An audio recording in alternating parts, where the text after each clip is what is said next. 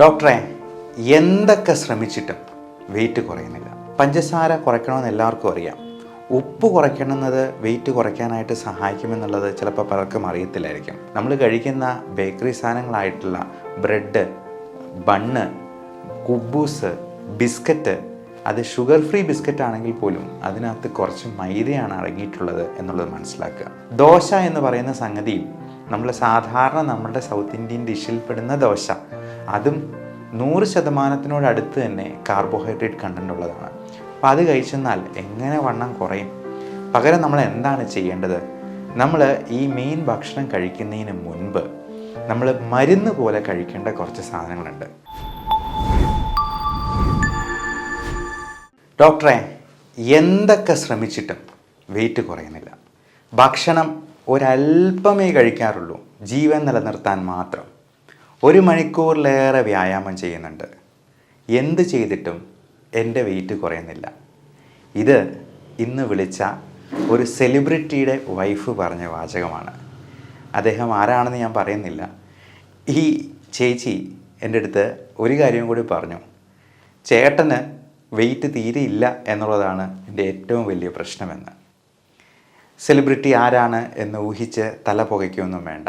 എന്തായാലും ഇങ്ങനെ ഈ പ്രശ്നം നേരിടുന്ന ഒരുപാട് ആളുകൾ നമ്മുടെ മുൻപിലുണ്ട് എന്നുള്ളത് വ്യക്തമായിട്ട് നമുക്ക് മനസ്സിലാക്കാം.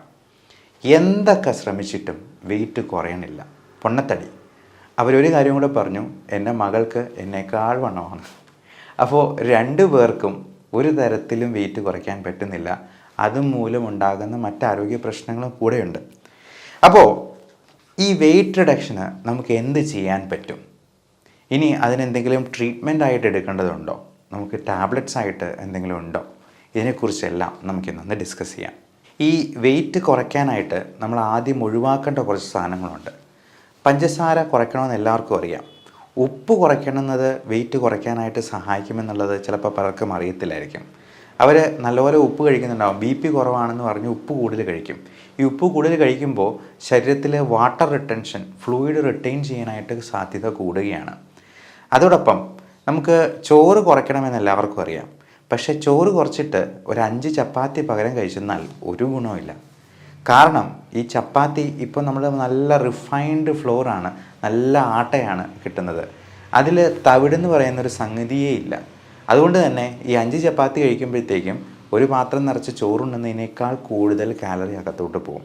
അത് ഹൈ ഗ്ലൈസീമിക് ഇൻഡെക്സ് തന്നെയാണ്. മൈദയുടെ കാര്യം പറയാനേ ഇല്ല. പലരും മൈദ ഉപേക്ഷിക്കാനായിട്ട് പൊറോട്ടയെ ഉപേക്ഷിച്ച് കളയുന്നവരുണ്ട്. പക്ഷേ അവർ കാണാത്തൊരു കാര്യമുണ്ട്. നമ്മൾ കഴിക്കുന്ന ബേക്കറി സാധനങ്ങളായിട്ടുള്ള ബ്രെഡ്, ബണ്ണ്, കുബൂസ്, ബിസ്ക്കറ്റ്, അത് ഷുഗർ ഫ്രീ ബിസ്ക്കറ്റ് ആണെങ്കിൽ പോലും അതിനകത്ത് കുറച്ച് മൈദയാണ് അടങ്ങിയിട്ടുള്ളത് എന്നുള്ളത് മനസ്സിലാക്കുക. ഇത് ഹൈ ഗ്ലൈസീമിക് ഇൻഡെക്സ് ഉള്ളൊരു സംഗതിയാണ്. കഴിഞ്ഞ ദിവസം കാസർഗോഡ് നിന്ന് വിളിച്ചൊരു പേഷ്യൻ്റ് പറയുകയുണ്ടായി, അവരെന്ത് ചെയ്തിട്ടും വണ്ണം കുറയുന്നില്ല. എല്ലാം ഉപേക്ഷിച്ചു, പഞ്ചസാര ഉപേക്ഷിച്ചു, ബേക്കറി സാധനങ്ങൾ ഉപേക്ഷിച്ചു, നല്ലപോലെ വർക്കൗട്ട് ചെയ്യുന്നുണ്ട്, എന്നിട്ടും എൻ്റെ വെയിറ്റ് 100 കിലോയ്ക്ക് മുകളിലുണ്ട് ഡോക്ടറെ. ഞാൻ ചോദിച്ചു, ഇന്ന് രാവിലെ എന്താ കഴിച്ചേ? അവരൊരു മസാല ദോശയാണ് കഴിച്ചതെന്ന് പറഞ്ഞു. മസാല ദോശ എന്ന് പറയുന്ന സാധനത്തിൽ അടങ്ങിയിരിക്കുന്നത് എന്തൊക്കെയാണെന്ന് നമുക്കൊന്ന് നോക്കാം. ഈ പൊട്ടറ്റോ, അതായത് കിഴങ്ങ് വർഗ്ഗത്തിൽപ്പെടുന്ന എന്തും അത് മണ്ണിനടിയിൽ വളരുന്നതാണ്. കപ്പ, ചേന, ചേമ്പ്, ഇത് മൊത്തം സ്റ്റാർച്ചാണ്. 100% സ്റ്റാർച്ചും കാർബോഹൈഡ്രേറ്റുമാണ്. ദോശ എന്ന് പറയുന്ന സംഗതിയും നമ്മൾ സാധാരണ നമ്മുടെ സൗത്ത് ഇന്ത്യൻ ഡിഷിൽ പെടുന്ന ദോശ, അതും 100% അടുത്ത് തന്നെ കാർബോഹൈഡ്രേറ്റ് കണ്ടൻ്റ് ഉള്ളതാണ്. അപ്പോൾ അത് കഴിച്ചെന്നാൽ എങ്ങനെ വണ്ണം കുറയും? പകരം നമ്മൾ എന്താണ് ചെയ്യേണ്ടത്? നമ്മൾ ഈ മെയിൻ ഭക്ഷണം കഴിക്കുന്നതിന് മുൻപ് നമ്മൾ മരുന്ന് പോലെ കഴിക്കേണ്ട കുറച്ച് സാധനങ്ങളുണ്ട്. അതിന് പ്രത്യേകിച്ച് ടേസ്റ്റ് ഒന്നും കാണുകയില്ല. ഗുളിക കഴിക്കുന്നത് എങ്ങനെയാണ്? വിഴുങ്ങി കഴിക്കുകയല്ലേ എന്ന് പറഞ്ഞ പോലെ കഴിക്കേണ്ടത്. അതെന്തൊക്കെയാണെന്നല്ലേ? നമ്മൾ 3 ഗ്ലാസ് വെള്ളം കുടിക്കുക. അതോടൊപ്പം ഒരു സാലഡ്, അതിന് വേണമെങ്കിൽ ഒരു കുക്കുംബർ ഉപയോഗിക്കാം, അല്ലെങ്കിൽ ഒരു ക്യാരറ്റോ, അല്ലെങ്കിൽ ബീട്രൂട്ടോ, അതുമല്ലെന്നുണ്ടെങ്കിൽ ക്യാബേജോ, അതുമല്ലെന്നുണ്ടെങ്കിൽ പേരയ്ക്ക പോലെ അധികം മധുരമില്ലാത്ത പഴങ്ങളോ ഒക്കെ ഉപയോഗിക്കാം. ഇത് കഴിച്ച് വെള്ളവും 3 ഗ്ലാസ് കുടിച്ച് വിശപ്പ് പകുതിയെങ്കിലും കെട്ടടങ്ങിയിട്ടേ നമ്മൾ കഴിക്കാൻ പാടുള്ളൂ. ഈ വിശപ്പ് എന്ന് പറയുന്നതും കൊതി എന്ന് പറയുന്നതും രണ്ടും രണ്ടായിട്ട് തന്നെ നമ്മൾ തിരിച്ചറിയണം. വിശപ്പുണ്ടാകുന്നത് നമ്മുടെ വയറിലുള്ള ഗ്രെലിൻ എന്ന് പറയുന്ന ഹോർമോണുണ്ട്, ലെപ്റ്റിൻ എന്ന് പറയുന്ന ഹോർമോണുണ്ട്. ഇതിൻ്റെയൊക്കെ വേർതിരിവുകൾ കൊണ്ട്, ഏറ്റക്കുറച്ചിലുകൾ കൊണ്ടൊക്കെയാണ് നമ്മുടെ ഹൈപ്പോതലാമസിനെയാണ് ഈ വിശപ്പ് നമ്മളെ ബാധിക്കുന്നത്. ഹൈപ്പോതലാമസിൽ നിന്നാണ് ഈ ഹങ്കർ സിഗ്നൽസ് പോകുന്നത്. പക്ഷേ ഈ വിശപ്പടക്കാൻ ഞാൻ ഈ പറഞ്ഞ സാധനങ്ങളൊക്കെ കഴിച്ചാൽ മതി. പകരം നമ്മൾ കഴിക്കുന്നത് എന്താ? നല്ല ചോറ്, നല്ല കറികൾ, ടേസ്റ്റുള്ള എന്തെങ്കിലും നോൺ വെജ് സാധനങ്ങൾ ഒക്കെ കഴിക്കുമ്പോഴേക്കും നമ്മൾ അതിനനുസരിച്ച് കൂടുതൽ ഭക്ഷണവും ചോറും അറിയാതെ അകത്താക്കി പോകും. അതിനെ നമ്മൾ അപ്പറ്റൈറ്റ് എന്നാണ് ഇംഗ്ലീഷിൽ പറയുക. പച്ച മലയാളത്തിൽ പറഞ്ഞാൽ കൊതി. നമ്മൾ ഈ കൊതിയെ അടക്കാനല്ല നോക്കേണ്ടത്, വിശപ്പിനെ അടക്കാനായിട്ടാണ്. അപ്പോൾ ഈ ഒരു രീതി ഒന്ന് പരീക്ഷിച്ച് നോക്കുക. കാസർഗോഡ് നിന്ന് വിളിച്ച ഒരു പേഷ്യൻറ്റ് വേറൊരു കാര്യം കൂടെ പറഞ്ഞു. ഞാൻ ചോറ് ഉപേക്ഷിച്ചിട്ട് കഞ്ഞിയാണ് കൂടുതൽ കുടിക്കുന്നത്. ഒരു കോപ്പ കഞ്ഞിയാണ്, ധാരാളം വെള്ളം അകത്ത് ചെല്ലട്ടെന്ന് ചോദിച്ചു. ഞാൻ ചോദിച്ചു, കഞ്ഞിവെള്ളം ഒഴുക്കി കളഞ്ഞിട്ട് ചുമ്മാ വെള്ളം ഒഴിച്ചാണോ കുടിക്കുന്നത്? അല്ല, നല്ല കഞ്ഞിവെള്ളം. കഞ്ഞിയേക്കാൾ പ്രശ്നമാണ് കഞ്ഞിവെള്ളം എന്നുള്ളത് മനസ്സിലാക്കുക. അത് ഫുള്ള് സ്റ്റാർച്ചാണ്. പശുവൊക്കെ കഞ്ഞിവെള്ളത്തിൻ്റെ കാടി കുടിച്ചിട്ടാണ് ഓടിച്ചാടി നടക്കുന്നത്. അപ്പോൾ ഈ കഞ്ഞിവെള്ളം കുടിക്കുന്നത്, ഒരു കോപ്പ കഞ്ഞിവെള്ളം എന്ന് പറഞ്ഞിട്ടുണ്ടെങ്കിൽ അത് എത്ര കാലറി ഉണ്ട് എന്നുള്ളത് നമ്മളൊന്ന് കാൽക്കുലേറ്റ് ചെയ്ത് നോക്കണം. പലപ്പോഴും ഇന്ന് വന്ന ഒരു 18 വയസ്സുകാരി പെൺകുട്ടി, അവൾ ഇന്നലെ 1/2 കിലോ ജിലേബി കഴിച്ചു എന്നാണ് അമ്മ പറഞ്ഞത്. വെയിറ്റ് 95 കിലോ ഉണ്ട്. അപ്പം വെയിറ്റ് കുറയാത്തത് എന്താണ് എന്നുള്ളത് ഇങ്ങനെ ചോദിച്ചു വന്നപ്പോഴാണ് ഈ 1/2 കിലോ ജിലേബിയുടെ കാര്യം പറഞ്ഞത്. ഒരു മാസം കൂടി 1/2 കിലോ ജിലേബി കഴിച്ചതെന്ന് പറഞ്ഞു. 1/2 കിലോ എങ്കിലും കഴിച്ചില്ലെങ്കിൽ പോലും 2 or 3 ജിലേബി കഴിച്ചെന്നാൽ അതിൻ്റെ കാലറി കണ്ട് മിനിമം ഒരു 500 എങ്കിലും ഉണ്ടാവും. ഇതിലൊരു 100 കാലറി ഒന്ന് ഉരുക്കി തീർക്കണമെങ്കിൽ തന്നെ നമ്മൾ 1 മണിക്കൂർ നല്ല സ്പീഡിൽ നടക്കുകയോ ജിമ്മിൽ വർക്കൗട്ട് ചെയ്യുകയോ ചെയ്യേണ്ടതായിട്ട് വരും. അപ്പോൾ നമ്മൾ ഈ കാലറി കണ്ടൻറ്റിനെ പറ്റി ഒരു കാൽക്കുലേഷൻ നമ്മൾ നടത്തി നോക്കണം. ഇനി ഈ ഫുഡ് കുറയ്ക്കുമ്പോഴത്തേക്കും നമ്മൾ കുറയ്ക്കാൻ പാടില്ലാത്ത കുറച്ച് സംഗതികളുണ്ട്. പ്രത്യേകിച്ചും പ്രോട്ടീൻ കണ്ടൻറ്റ് ഒത്തിരി കുറഞ്ഞു പോകാൻ പാടില്ല. കാരണം പ്രോട്ടീൻ കണ്ടൻറ്റ് ഒത്തിരി കുറഞ്ഞാൽ നമ്മുടെ മുടിയുടെ വളർച്ചയും മുടി കൊഴിച്ചിലിന് കാരണമാകുന്ന പ്രശ്നങ്ങളും ഉണ്ടാകാം. അതോടൊപ്പം നമ്മുടെ വൈറ്റമിൻ സപ്ലിമെൻറ്റ്സ് കിട്ടുന്നുണ്ടോ എന്നുള്ളത് നോക്കണം. പലപ്പോഴും നമുക്ക് നമ്മുടെ ഭക്ഷണത്തിൽ നിന്ന് ആവശ്യത്തിനുള്ള വൈറ്റമിൻസ് ആവശ്യമുള്ളതുപോലെ കിട്ടുന്നുണ്ടാവില്ല. പ്രത്യേകിച്ചും വൈറ്റമിൻസ് എല്ലാം ഇപ്പോൾ നമുക്ക് ഉണ്ടെന്ന് പറഞ്ഞെന്നാലും അതിൻ്റെ ബയോ അവൈലബിലിറ്റി വളരെ കുറവായിരിക്കും. നമുക്ക് ദഹിപ്പിക്കാവുന്ന രീതിയിലായിരിക്കത്തില്ല അത് കിട്ടുക. പശുവിൻ്റെ ഉദാഹരണം തന്നെ എടുക്കാം. പശു ഇഷ്ടംപോലെ പുല്ല് തിന്നുന്നുണ്ട്. പക്ഷെ അതുപോലെ തന്നെ മനുഷ്യൻ പുല്ല് തിന്നിട്ടുണ്ടെങ്കിൽ അവന് ആവശ്യമായിട്ടുള്ള ഊർജ്ജം അതിൽ നിന്ന് കിട്ടത്തില്ല. വേണമെങ്കിൽ കുറച്ച് ഫൈബർ കണ്ടൻറ്റ് കിട്ടുമെന്നുള്ളത് മിച്ചം. അപ്പോൾ ഈ വൈറ്റമിൻസ് പലപ്പോഴും നമ്മൾ ടാബ്ലറ്റ് ഫോമിൽ പുറമേ നിന്ന് സപ്ലിമെൻറ്റ് ചെയ്യുന്നതായിട്ട് വരാം. പലപ്പോഴും പല ന്യൂട്രിയൻസിൻ്റെയും നമ്മുടെ ബ്ലഡിലെ ലെവൽസ് പോലും കാൽക്കുലേറ്റ് ചെയ്യാനുള്ള, മെഷർ ചെയ്യാനുള്ള ടെസ്റ്റുകൾ നമുക്കിന്ന് അവൈലബിൾ അല്ല. അതുകൊണ്ട് ഇങ്ങനെയുള്ള ന്യൂട്രിയൻസ് കിട്ടാനായിട്ട് നിങ്ങളുടെ ഡോക്ടറുടെ സഹായത്തോടു കൂടി അതിന് വേണ്ട വൈറ്റമിൻ സപ്ലിമെൻറ്റ്സും കൂടി സെലക്ട് ചെയ്യാം. അതോടൊപ്പം ഈ എക്സസൈസിനെ കുറിച്ചും കൂടി പറയട്ടെ. എക്സസൈസ് നമുക്ക് എയ്റോബിക് എക്സസൈസ് മാത്രം പോരാ, അല്ലെങ്കിൽ സ്ട്രെങ്തനിങ് എക്സസൈസ് മാത്രം പോരാ, അല്ലെങ്കിൽ സ്ട്രെച്ചിങ് എക്സസൈസ് മാത്രം പോരാ. ഇത് 3ഉം വേണം. സ്ട്രെച്ചിങ് വേണം, സ്ട്രെങ്തനിങ് വേണം. സ്ട്രെച്ചിങ് എന്ന് പറഞ്ഞു കഴിഞ്ഞാൽ നമ്മുടെ ജോയിൻസിനെ എല്ലാം നമ്മൾ നല്ലപോലെ, വിജാഗിരി പോലെയുള്ള മുട്ടുകളെക്കുറിച്ച് നമ്മളൊരു വീഡിയോ ചെയ്തതാണ്. അപ്പോൾ അതുപോലെ എണ്ണ ഒഴിച്ച് കൊടുക്കുന്നത് പോലെ, അല്ലെങ്കിൽ ഇടയ്ക്കിടയ്ക്ക് അടയ്ക്കുകയും തുറക്കുകയും ചെയ്യുന്നത് പോലെ നമ്മൾ ജോയിൻസിനും എല്ലാം സ്ട്രെച്ചിങ് എക്സസൈസുകൾ ചെയ്യണം. അതോടൊപ്പം നമ്മൾ സ്ട്രെങ്ത് ബിൽഡിംഗ് ആയിട്ടുള്ള മസിൽസിനെ സ്ട്രെങ്തനിങ് ചെയ്യുന്ന രീതിയിലുള്ള ഡംബിൾസ് ഉപയോഗിക്കണമെന്നൊന്നുമില്ല. നമുക്ക് ഓരോ മസിൽസിനും ഓരോ തരത്തിലുള്ള എക്സസൈസ് ഉണ്ട്. അതുപോലെ എയ്റോബിക് എക്സസൈസ് എന്ന് പറഞ്ഞാൽ നമ്മുടെ ഹാർട്ട് റേറ്റ് 140 ആകുന്നവരെ. ഈ നടപ്പെന്ന് പറയുന്ന ഒരു മടിയന്മാരുടെ എക്സസൈസാണ്. അപ്പോൾ ഈ നടപ്പിന് പകരം നമുക്ക് 100 തവണ ഉയർന്ന് ചാടുകയോ, അല്ലെങ്കിൽ 50 പുഷപ്പ് എടുക്കുകയോ, അല്ലെങ്കിൽ സ്ക്വാറ്റ്സ് എടുക്കുകയോ ചെയ്യുന്നത് വഴി നമുക്ക് നമ്മുടെ ഹാർട്ട് റേറ്റ് ഒന്ന് കൂട്ടാൻ പറ്റും. എന്നാൽ മാത്രമേ അതൊരു കാർഡിയാക് എക്സസൈസായിട്ട് കണക്കാക്കാൻ പറ്റുള്ളൂ.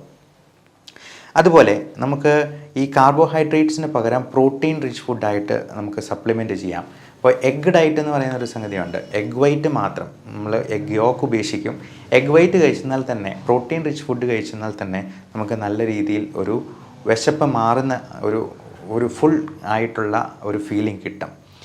അതുപോലെ കീറ്റോ ഡയറ്റ് നമുക്ക് ഒത്തിരി നാളത്തേക്ക് കണ്ടിന്യൂ ചെയ്യാൻ പറ്റില്ല. മാക്സിമം 2 മാസം വരെയൊക്കെ. അപ്പം ഉടനടി വെയിറ്റ് കുറയ്ക്കേണ്ടവരാണെന്നുണ്ടെങ്കിൽ മാത്രം കീറ്റോ ഡയറ്റ് എടുക്കുക.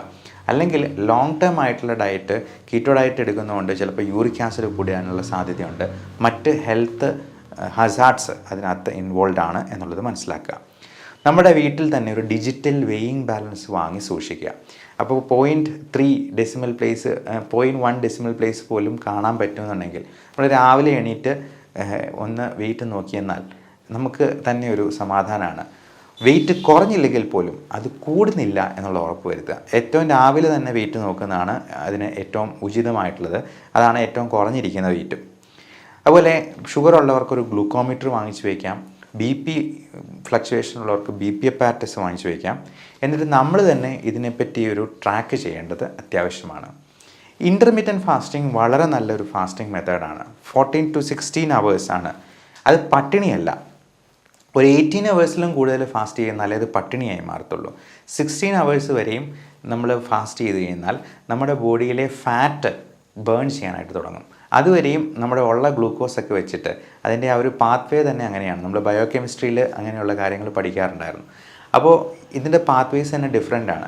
16 മണിക്കൂർ ബോഡി ഫാസ്റ്റ് ചെയ്ത് കഴിഞ്ഞാൽ നമ്മുടെ ഫാറ്റ് ഉരുകാനായിട്ട് തുടങ്ങത്തുള്ളൂ. ഈ 16 മണിക്കൂർ നമ്മൾ ഉറക്കം കൂടെ ഉൾപ്പെടുത്തി നമ്മൾ രാത്രിയിലത്തെ ഫുഡ് സ്കിപ്പ് ചെയ്യുന്നതാണ് ഏറ്റവും നല്ലത്. അപ്പോൾ രാത്രി ഒരു 6 മണിക്ക് മുമ്പ് ഭക്ഷണം എല്ലാം കഴിച്ചിട്ട് പിന്നെ 0 കാലറി ഡയറ്റിലോട്ട് പോവുക. അത്യാവശ്യം ഉണ്ടെങ്കിൽ മാത്രം 0 കാലറിയിലുള്ള വല്ല ഗ്രീൻ ടീയോ വെള്ളമോ കുടിച്ച്, അല്ലെങ്കിൽ ഒട്ടും കണ്ടൻ്റ് ഇല്ലാത്ത കാലറി ഇല്ലാത്ത കുക്കുംബറോ എന്തെങ്കിലും കഴിക്കാനായിട്ട് സാധിക്കുന്നതാണ്. അതോടൊപ്പം നമ്മൾ ശ്രദ്ധിക്കേണ്ട വേറൊരു കാര്യമുണ്ട്. നമ്മൾ ഈ ബ്രേക്ക്ഫാസ്റ്റ് ഒരുപാട് നേരത്തേക്ക് മാറ്റി വയ്ക്കുന്നതിനേക്കാൾ നല്ലത് ഈവനിങ് എത്ര നേരത്തെ നമ്മൾ ഫാസ്റ്റിംഗ് തുടങ്ങുന്നു. ഇപ്പം 6 മണിയെന്ന് പറഞ്ഞത് ഡ്യൂട്ടിയൊക്കെ കഴിഞ്ഞ് വരുന്ന സമയം അതായതുകൊണ്ടാണ്. ഒരു 5 മണിക്കോ 4 മണിക്കോ അത് സ്റ്റാർട്ട് ചെയ്യുവാണെങ്കിൽ നമുക്ക് ബ്രേക്ക്ഫാസ്റ്റ് ഇച്ചിരി നേരത്തെ കഴിക്കാൻ പാകത്തിന് ഇൻ്റർമീഡിയൻറ്റ് ഫാസ്റ്റിംഗ് നമുക്കൊന്ന് അഡ്ജസ്റ്റ് ചെയ്യാവുന്നതാണ്. അതുപോലെ ഈ ഉറക്കം വളരെ ഇമ്പോർട്ടൻറ്റ് ഫാക്ടറാണ്. അപ്പം പലപ്പോഴും ഈ 6 മണിക്ക് നമ്മൾ ഫാസ്റ്റിംഗ് തുടങ്ങിയാൽ, അല്ലെങ്കിൽ 4 മണിക്ക് ഫാസ്റ്റിംഗ് തുടങ്ങിയെന്നാൽ ഒരു 7-8 മണി ആകുമ്പോഴത്തേക്ക് നമുക്ക് നല്ല വിശപ്പുണ്ടാകാനുള്ള സാധ്യതയുണ്ട്. അതിന് ഈ ഉറക്കത്തിൻ്റെ പ്രശ്നമുള്ളവർക്ക് പലപ്പോഴും പല ആൻറ്റി ആങ്സൈറ്റി മരുന്നുകൾക്ക്, ആൻറ്റി ഡിപ്രഷൻ മരുന്നുകൾക്കൊക്കെ ഇതുപോലെ ഇങ്ങനെ ഇച്ചിരി ഉറക്കം കൂടെ പ്രദാനം ചെയ്യാനുള്ള കഴിവുണ്ട്. അത് അല്പം നേരത്തെ കഴിച്ച് എത്രയും നേരത്തെ തന്നെ കിടന്നുറങ്ങാനായിട്ട് നോക്കുക.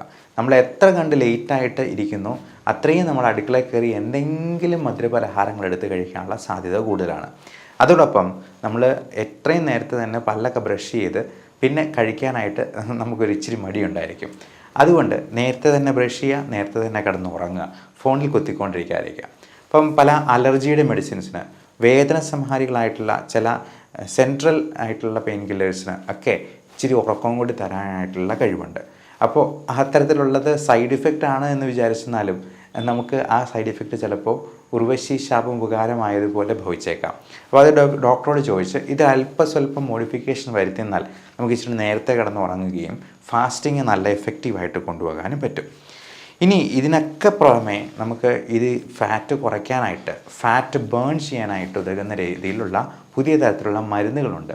ആൽഫ സൈക്ലോഡെക്സ്ട്രിൻ പോലുള്ള യാതൊരു സൈഡ് ഇഫക്റ്റും അതിനുണ്ടാവത്തുമില്ല. അത് നമ്മൾ ഭക്ഷണത്തിന് മുൻപ് കഴിക്കേണ്ട ഗുളികയാണ്. അത് കഴിച്ച് കഴിഞ്ഞിട്ടുണ്ടെങ്കിൽ നല്ല ഫുള്ളായിട്ടുള്ളൊരു ഫീലിംഗ് ഉണ്ടാവും.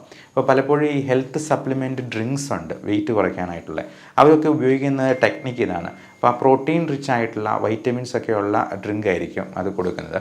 അപ്പോൾ അത് കൊടുത്തിട്ട് നല്ലപോലെ വെള്ളം കൂടെ കുടിക്കുമ്പോഴത്തേക്കും വയറ് അതുകൊണ്ട് തന്നെ ഫില്ലാവും. മിക്കവാറും ഡിന്നർ സ്കിപ്പ് ചെയ്തിട്ട് ഇത് കുടിക്കാനായിരിക്കും പറയുക, അല്ലെങ്കിൽ 2 നേരത്തെ ഭക്ഷണം സ്കിപ്പ് ചെയ്യാനായിട്ട് പറയാം. അതുപോലെ കൺട്രോൾഡ് സ്ട്രെസ് എന്നാണ് നമ്മൾ ഈ എക്സസൈസിനെ പറയുക. എക്സസൈസ് എന്ന് പറയുന്നത് നമ്മുടെ ഒരു ചെറിയ രീതിയിലുള്ള സ്ട്രെസ്സ് നമ്മുടെ ബോഡിക്ക് കൊടുക്കുകയാണ്. ഈ കൺട്രോൾഡ് സ്ട്രെസ്സ് നമുക്ക് ആവശ്യമാണ്.